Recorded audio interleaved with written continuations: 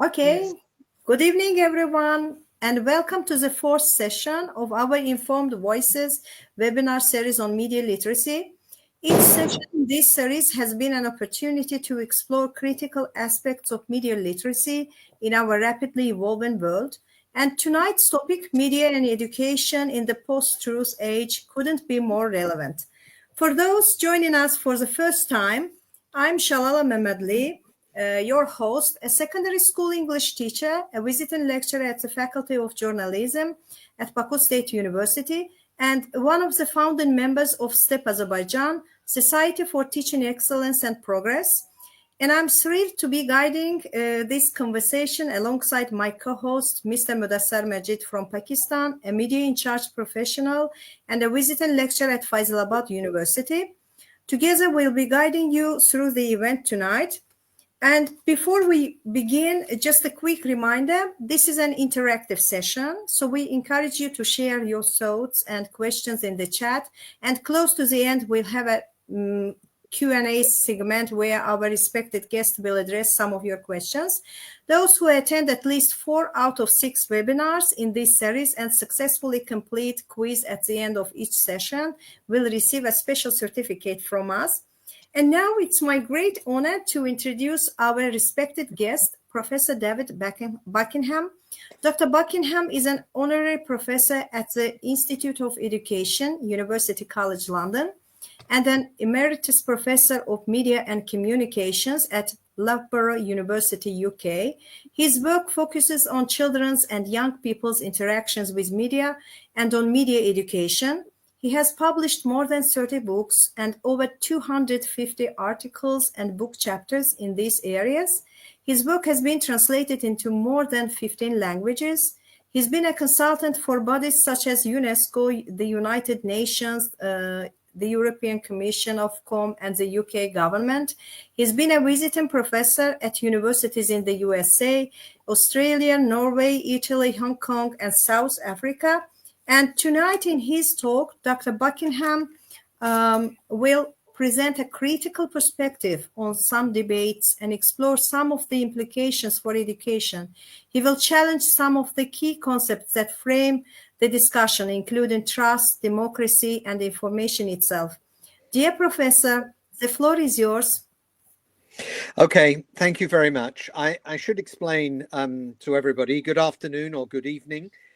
I should explain we had a slight mix-up about the time, so I am going to be quite quick here. I have possibly only about 45 minutes, something like that. I'm going to be talking about a book that I'm currently working on. This here, you can see, I hope you can see, is the title. I'm calling it rather provocatively, The End of Information. And then the subtitle, Media, Knowledge, Education in a Post-Truth Age. As you can tell from that title, what I'm really trying to tackle here is partly about the so-called information disorder that people are increasingly talking about, have been talking about for a long time, but it's accelerated in the last 10 years or so. And also to say something about the role of education, because I think education, or more specifically media literacy education, is often seen to be the answer to the problem here. I want to say, first of all, so where am I coming from? My background and my interest is in media education, by which I mean teaching about media. I think it's important to emphasize this is not the same thing as educational media or technology in education. What I'm interested in is how we teach critically, how we teach students to understand media.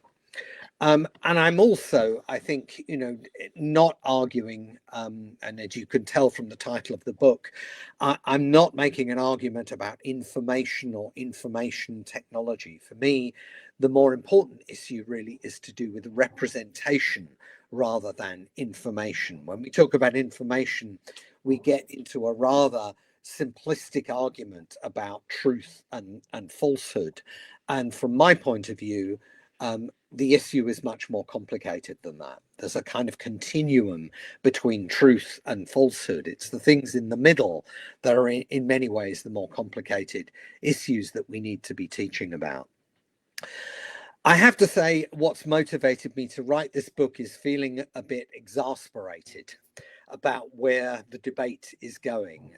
I've been going to conferences and people are often talking about information disorder, problems with information, fake news, misinformation, and so on. And I get rather annoyed with the way that media education, media literacy is seen to be the answer to this problem, because I think there's a danger of some simplistic thinking here. So really what I want to say, and there are two kind of headlines here. Information disorder may not be such a big issue, but I want to suggest that it is a symptom of much bigger social and indeed political problems.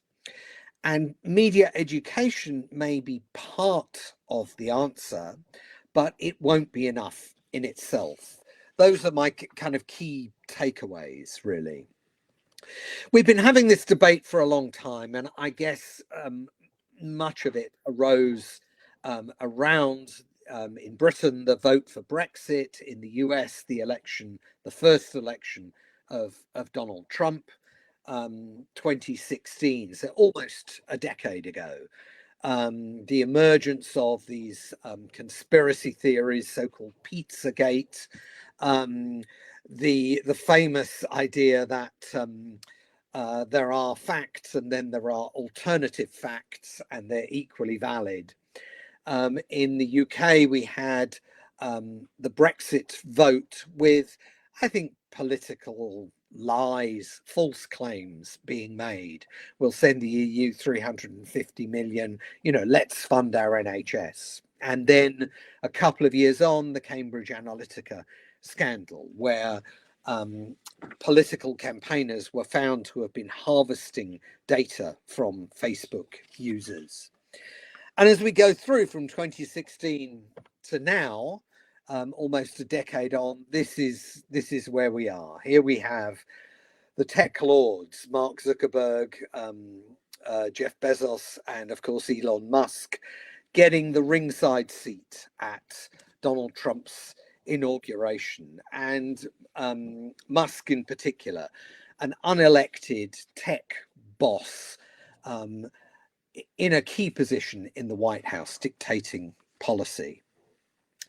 I think there's a story here, which we find in, popular media, and I call it the post-truth narrative. It's a story. It's an attempt, really, to try and explain what has been going on, to explain these things that were quite unexpected. The election of Donald Trump, the UK voting for Brexit. And so we have this idea of information disorder, alternative facts, political lies, social media campaigns.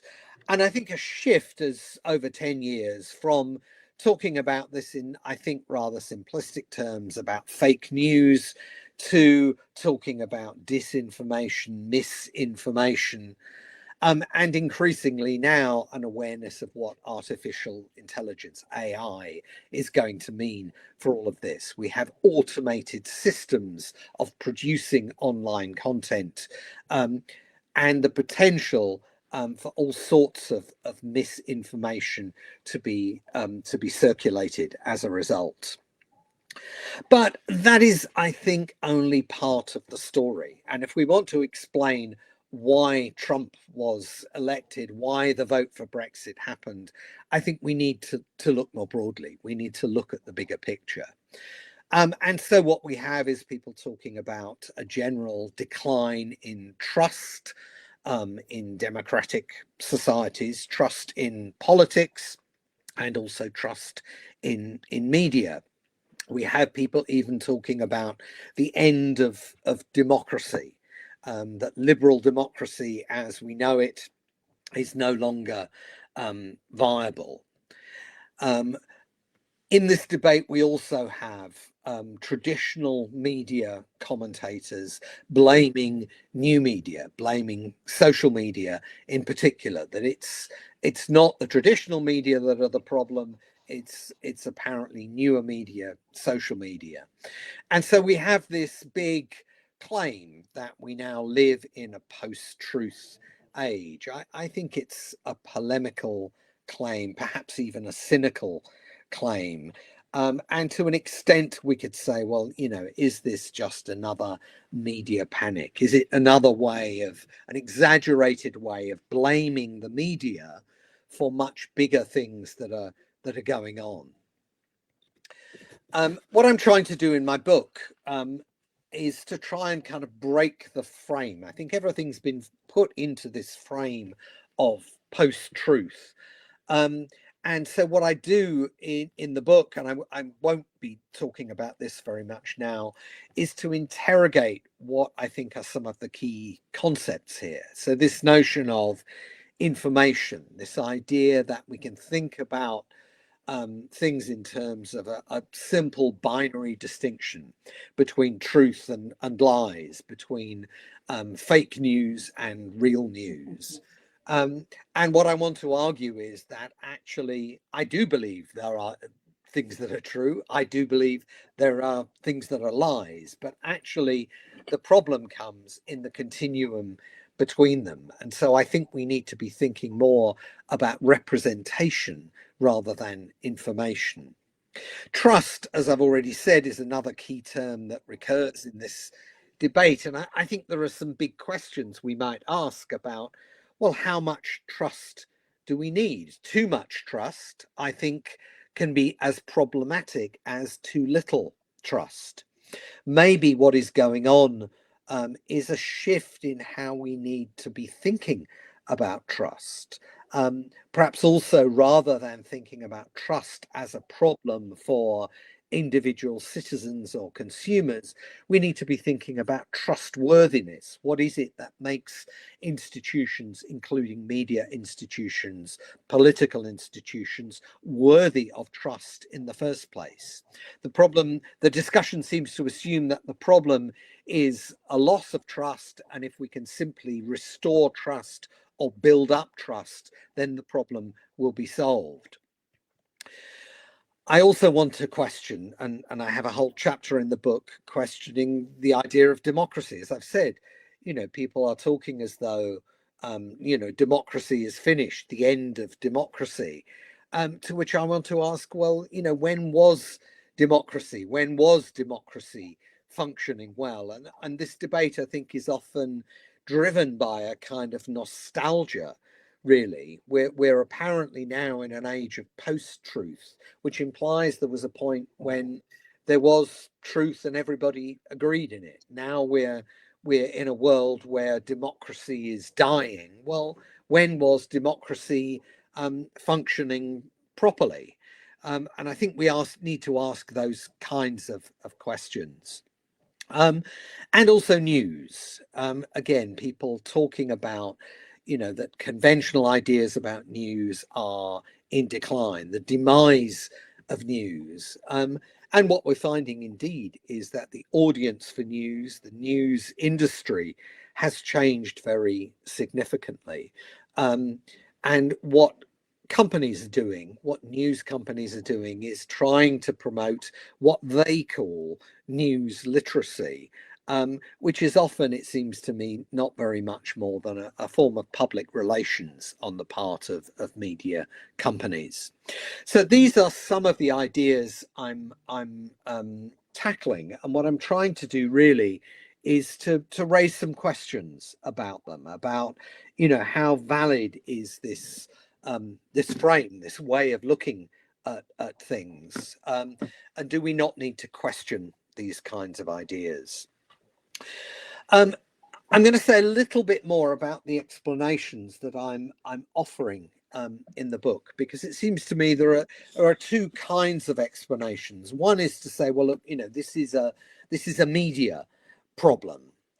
This is all happening because of changes in media technology, changes in from traditional media to social media, from old media to new media.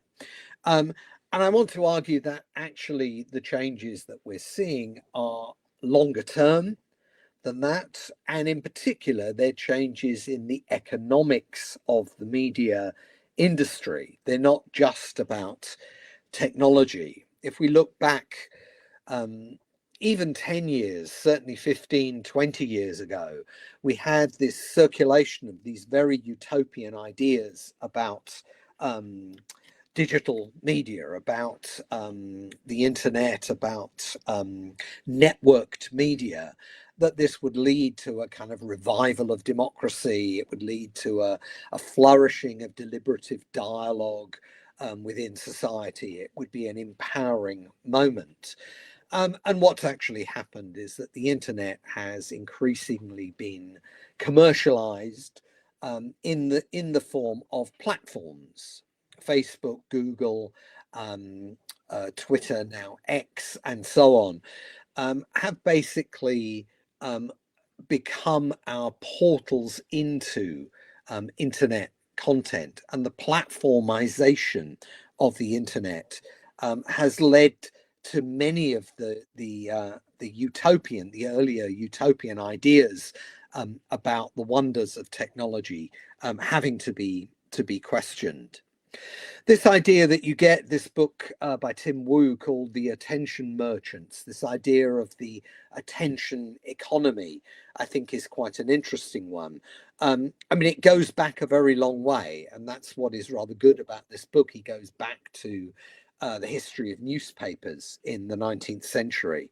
But what you find then in the 1980s, 1990s, increasingly media like television being used as a means to sell audiences to advertisers.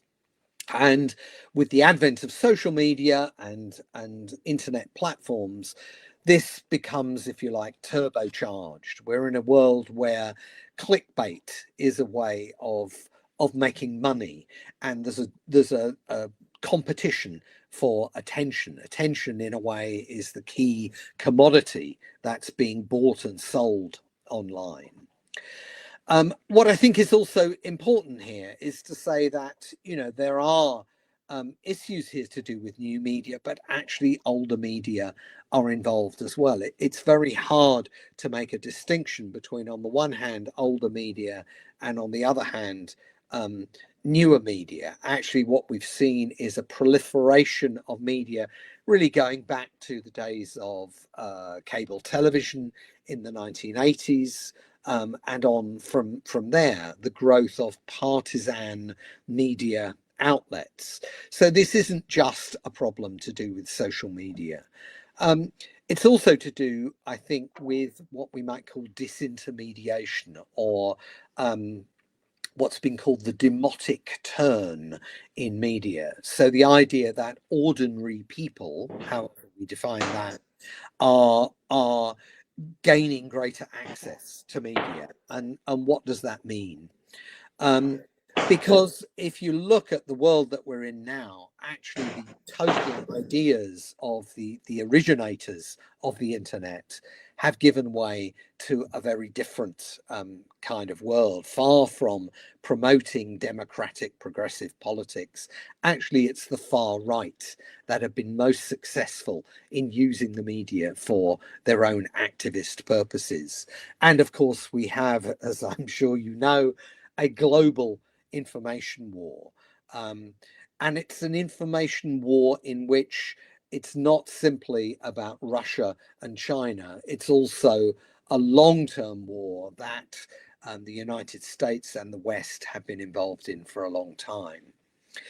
So there have been partly changes at the level of media, but also changes at the level of politics. And this book by Colin Crouch is, I think, actually a very useful account of what is going on. And what he's arguing is that there is a broader crisis, not just in what we might call regimes of truth, what counts as information or truth, and what counts as lies, but also in the very legitimation of liberal democracy itself. The rise of popularism, the increase in polarization, political polarization. I mean, these are all problematic terms, I think, but they're things that people have pointed to in many countries around the world. And in a sense, Colin Crouch's argument is really that we get to the financial crisis of 2008, 2009, it becomes very clear that neoliberalism has failed to deliver, that it's failed in its mission of trickle down economics. And this leads to an era of what he calls post-democracy. It's not that democracy has disappeared, but democracy has moved into a new phase. And particularly what we're seeing is the rise of what he calls pessimistic nostalgia, something that is mobilized by far-right political parties. And the far right has become increasingly radicalized and self-radicalizing, not least because of the rise of conspiracy theory. So conspiracy theory, in a way, you could say, is a symptom, as Gramsci would have put it, a morbid symptom of a transition in the state of democracy, a transition in regimes of truth. So my point here is that, we can look to media and changes in the media environment as one possible explanation of what is going on, of the emergence of misinformation, post-truth, but actually it's a bigger political issue. Now, I'm coming sort of at the moment, I'm sort of in the latter half of my book, and I'm looking at, what is to be done here. And I'm not going to say very much about these things, but, there are certainly renewed calls for regulation. But actually, when we look at what governments are doing, it seems quite incoherent. In Britain, we've got a new Online Safety Act, but only this week the UK refused to sign the declaration at the AI summit about the need to regulate artificial intelligence. So we have really a very unclear and incoherent situation with regards to policy. Obviously, the companies are pushing back. And here we had, again, only very recently, Facebook saying, we are no longer going to be funding fact-checking organizations. We're going to push for free speech. We want a free market in media. And this free speech argument, which in a way one might have at one point have seen as a kind of liberal argument, has been increasingly weaponized by the far right. And what I think is important for us as educators is the way in which the move in regulatory policy has been away from the idea of government regulation towards what we might call a responsibilizing of the consumer. It's individual consumers, users who need to be regulating their own use of media. And this is where media literacy comes in, I think. I've also looked at fact checking as another possible answers. And so we've seen the rise of fact-checking organizations. We've seen, at least until recently, the tech companies looking for technological solutions, the flagging, the blocking of problematic content. And I think what's fairly clear is that actually fact-checking has very limited effectiveness. And this is partly expressed in the reasons for this are partly expressed in psychological theories, ideas like confirmation bias, motivated reasoning, the idea that basically we as individual users focus on the information that we want to read. We interpret that information according to our pre-existing biases and preferences and commitments. What we do is we resist knowledge, including the knowledge provided by fact checking. And that's a social process. We do it partly in order to fit in with other people. And the argument is that this is a very long standing, almost a kind of genetically programmed need to resist knowledge that will cause us cognitive dissonance. So the idea that more facts are really going to change people's minds, that more facts are going to counter misinformation, I think is actually quite questionable, quite a problematic argument. So what I'm working on now is really, well, where does information, formal education fit into this whole process? As I've said, media literacy is partly looked to as a solution, as part of this kind of responsibilizing move. If governments, technology companies can no longer really take responsibility for regulating the distribution of information, then it needs to be down to the individual. And so, as in so many debates, we have a social problem that's identified, and people will look to education as the solution, a kind of solutionism here.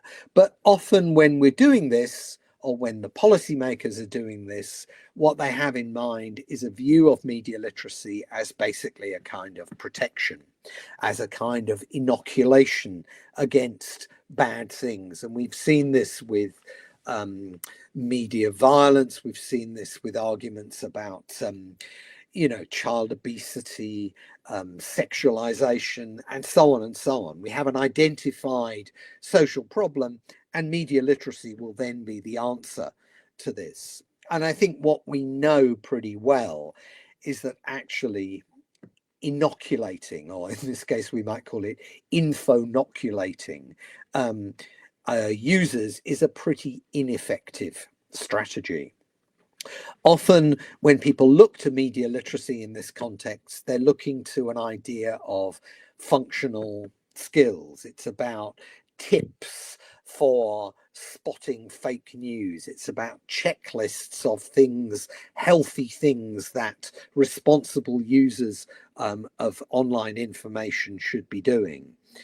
And I guess I want to argue that, look, we've always had media education, but actually what we need is a much more social theory, not a psychological theory of information literacy. One of the most interesting books I've read about this recently is a book by Jutta Heider and Olof Sundin, which is called Dilemmas of Information Literacy. They really come from that perspective of information literacy, and they're arguing that reducing information literacy to sort of checklists of tips and hints is actually very reductive. I want to distinguish, I guess, between media literacy and media education. And we have in the UK and in many countries a established practice of media education, which is based on a set of key concepts, ideas about critical thinking. And these are ideas that need to be brought into the debate much more. I think one of the problems is that policymakers will often say, well, media literacy would be a good idea. And my argument is, well, actually, there are some of us who've been doing this for 50 years, and you could actually look back and find evidence of people doing it almost 100 years ago. So this has been around for a long time, but it seems to be being ignored by the policymakers. It's not to say there are not problems with media education. I think one of the big issues here is to do with the risk of cynicism. We want to cultivate skepticism, but skepticism is not the same as cynicism. And of course, the far right is also making its own moves in this area. You could argue that what goes on in conspiracy theory communities is actually a form of media literacy or a form of fact checking that is going on.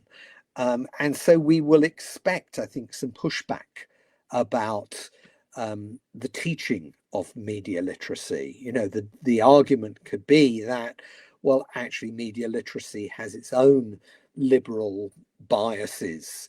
It has its own political agenda. So we might expect a kind of pushback.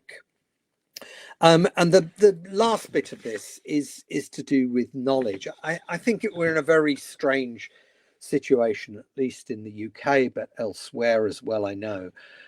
We have, on the one hand, what we might call a crisis of public knowledge, but at the same time, we have people talking about the need to reassert traditional forms of knowledge in education. And we're stuck, I think, in a really rather stupid binary debate about education. Skills on the one hand, knowledge on the other hand, progressive pedagogy on the one hand, traditional pedagogy on the other hand. It's not actually very helpful.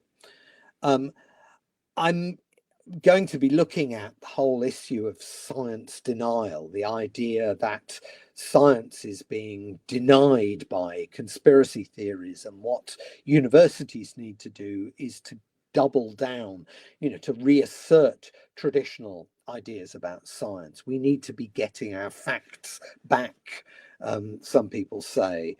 And we need to reassert traditional ideas of expertise. And I think these are quite problematic ideas. They seem to suggest that we need to go backwards to traditional ideas about science and expertise, rather than acknowledging that we actually increasingly live in a world of multiple epistemologies, that knowledge is ever changing. I don't think that requires, it's not a postmodernist claim. It's an argument that actually educational institutions are going to regain their authority if they're actually much more explicit about how knowledge is produced, how knowledge is generated in the first place. The curriculum is a representation of the world, and we need to be asking the question, how do we know what we think we know? Where does knowledge come from? How is knowledge produced? So I'm going to finish. This is almost the last slide. What I've suggested is that media literacy is often, I think, a way of governments passing the buck. It's an individualistic, protectionist solution to a problem that is actually much broader. Media education, on the other hand, is about those key concepts. It's about critical thinking, but it's also about demanding change. It's not just about learning to cope with things as they are. It's also about arguing for change in the media system. So we need broader educational reform. This is not just about media education. I think it's actually about how we prepare students for a world of information disorder, a world of multiple epistemologies. So we need broader reform of education, and we also need reform of the media. We need to be regulating the platform companies. We need to be finding ways of reasserting public knowledge, the public good in this domain. So I'm afraid I've gone very, very quickly, because I do literally have to leave very soon. Some of these ideas are on my website.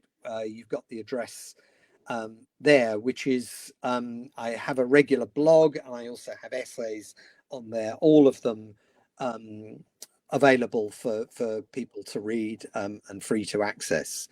So I hope I haven't gone too quickly, and I hope that was useful. I'm happy to have maybe kind of 5-10 Yes, minutes of discussion before I go. yes, definitely. It's a really a comprehensive discussion, and you are the writer of the book, as well as you're just sharing that you have shared the slide, but you could not say share the slides, but you have expressively explain all those things which need to be mentioned over here. So in this regard, we are talking about the post-truth and all that. So here we have a question over here in the comment section. So I would like to ask Madam Elvira. She has asked a question that do you think that a post-truth era has changed the way educators should approach teaching history and current events? If so, how? So this is her Yes, question. I think history is a very interesting example, a very interesting parallel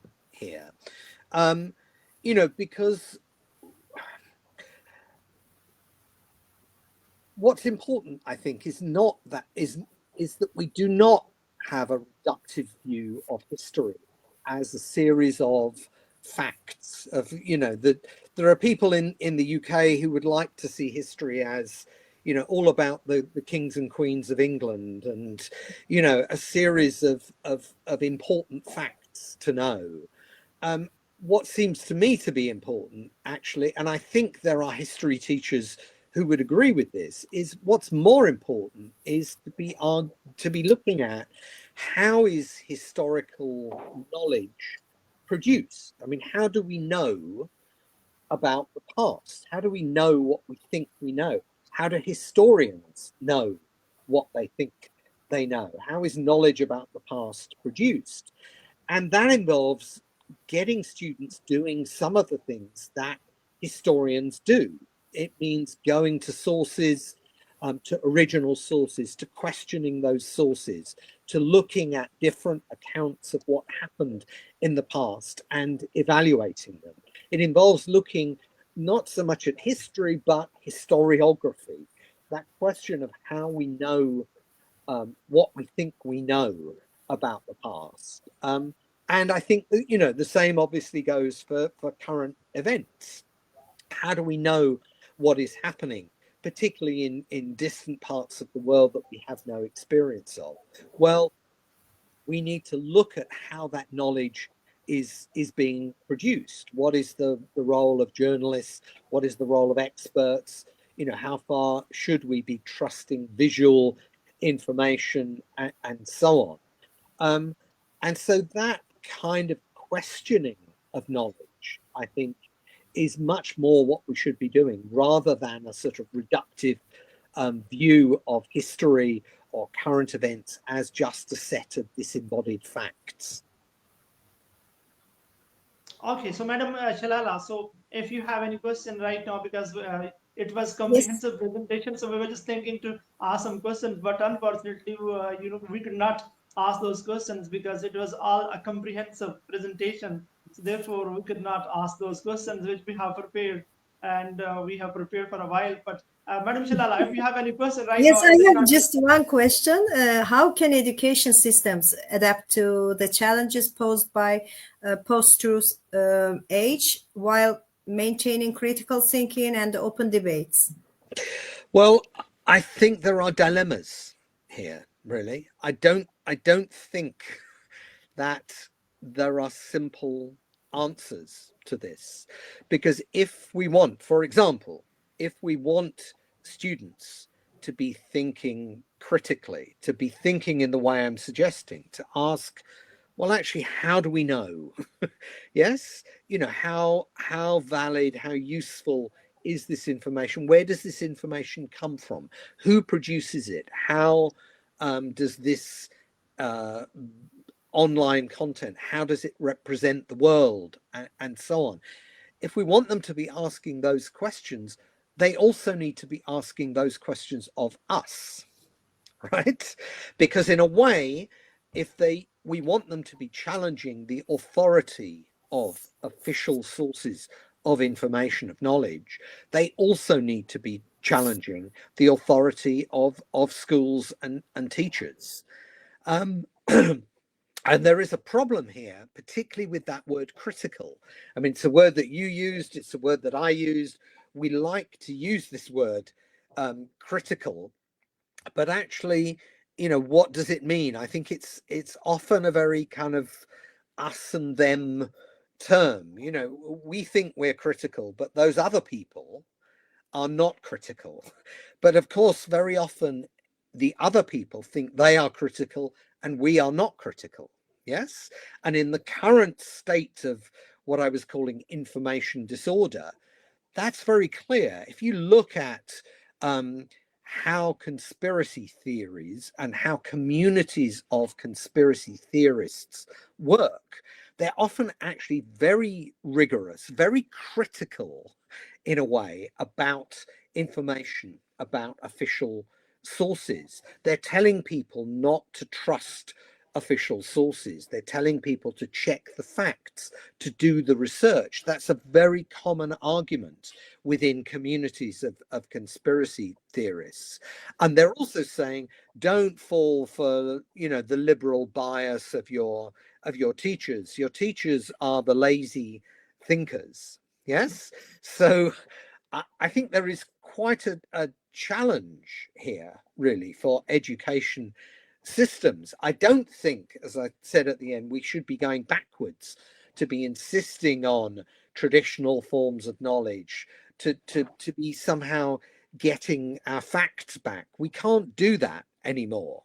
We actually need to move forward to this more fundamental set of questions about how do we know about the world? How is knowledge produced? And I think that's a big shift in education that needs to be happening. But if we don't do this, then the risk is that education just becomes irrelevant. It becomes redundant. It becomes unable to cope with what is happening.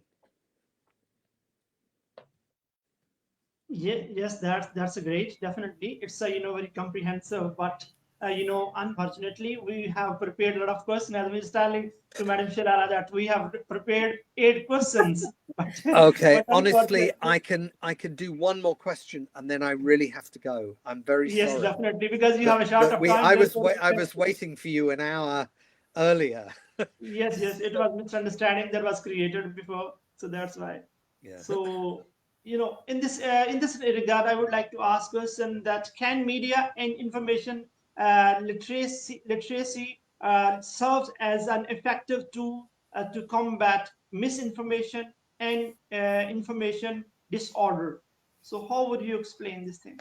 Well, I think it's probably clear from what I said. I think that depends on what we mean by media and information literacy. Yes, I think if we have this very reductive view of, the checklists, the tips that people need to be aware of, check the about page on the website, compare different sources, these tips on healthy information seeking, they're useful up to a point, but I think that it presumes that it's going to be very easy for people to tell the difference between lies and facts. And actually the reality is that it's not. Your facts might be my lies. My facts might be your lies. It's really not as simple as providing people with a set of skills to tell truth from falsehood. My argument then for media education as opposed to media literacy, so media education based on those key concepts that we have in this country, very, very well established ways of thinking. They're about critically analyzing and understanding texts. So they're asking questions about, how does this text work? How does it use language? It's asking questions about representation, about bias, about reliability, about how a particular topic is framed and defined. But at the same time, it's also about taking this broader view of who produces media, what are the institutions that create media, who's putting this information out there, and why are they doing it. So these are really bigger political questions, and I think if you're going to understand information and how information is working in this new order, then actually you need to be having this bigger political understanding. Sir, in this in this connection, I would also add another thing about gatekeeping. So in different places, the information is restricted, and that is not delivered to the other people. So in this way, how we can find out that information which is in the form of a gatekeeping, the information is not being just government policy or somewhat like that. That Yeah. information is stopped and different places. Well, And in a way, I think, when we used to talk about newspapers and television, we talked about editors as gatekeepers. Yes. And I yes, think now, those people still exist in traditional media. yes, Um, the argument is that, what happens online is completely free speech. It's like the Wild West. There are no laws. Actually, that's not the case. The new gatekeepers are the algorithms. Mm. It's the algorithms that are reading our behavior. They're following our every click and what we're doing online, and they're also using that to push information at us. And the problem, in a way, is that the old gatekeepers, we kind of knew in principle who they were. We knew that there were, at a newspaper or a television channel, there were particular people whose job was to edit the news. They selected, they constructed the stories, they framed the news, they defined what counted as news. The problem now is that the infrastructure, the algorithms that really are giving us access to information through the platforms online, those algorithms are invisible. We don't understand how they work. The whole system has become opaque, and it's not available for ordinary citizens to see and to understand. So it seems to me that is actually it's a crucial challenge to the companies, to the platform companies, to make their algorithms visible, to make it possible for citizens to interrogate the process. But it's also a crucial task for education to say, well, look, actually, this is how this works. This is how this system works. And as a user of information, you need to understand that. Google is not simply giving you the truth. Google is filtering information in all sorts of ways, not least in order to, as I said, with the attention economy, to attract your attention in the first place. It's giving you what it thinks people like you will want to see, because the more active you are on the platform, the more money they make. Right? It's as simple as yes. that. Clickbait makes money for the platform companies. Okay, then. I'm really sorry. I am actually going to have to go now. There's a lot more to say, and I'm sorry that we had a mix up over the time, but I Yeah. have actually got to go and make another appointment at this time. So So I'm Thank very you thank so you sorry. much. very much. I hope it's Thank you been so useful. much for taking your time, for joining Okay. us, for Okay. sharing your knowledge and expertise with all of us. Thank you so much. Okay. All right. Thank you very much indeed. Bye bye. Bye bye, And everybody. bye. Bye. So we have come to an end of one more insightful session, and I want to extend my gratitude to everyone who made this webinar a success. Of course, a big thank you goes to our respected guest, Dr. Buckingham. And also, I want to express my appreciation to my respected co-host for his continuous support and his valuable contributions. And finally, huge thank you to our audience for their active participation, thoughtful questions. Wishing you all a wonderful evening and looking forward to seeing you all next time. Bye. Thank you very much, madam. Bye. Thank you.